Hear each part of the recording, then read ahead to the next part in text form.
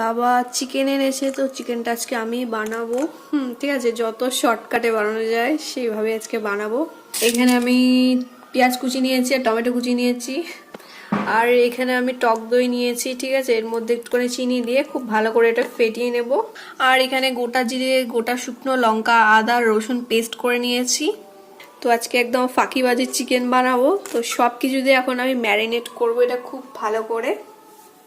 ফার্স্টে একটা তেজপাতা দিয়ে নিলাম। সব কিছু এর মধ্যে দিয়ে দিয়েছি, পেঁয়াজ, টমেটো, টক দই, তারপর মশলাটা, হলুদ গুঁড়ো, নুন সব কিছু দিয়ে নিয়েছি। এবার পুরোটা ভালো করে ম্যারিনেট করে নিয়ে আমি হাতে করে, তারপর এর মধ্যে সর্ষের তেল দেবো। আমার হয়ে গেছে, এবার এটাকে আমি 20 মিনিট মতো রেখে দেবো, আর এর মধ্যে একটু কাঁচা সর্ষের তেল দিয়ে দেবো।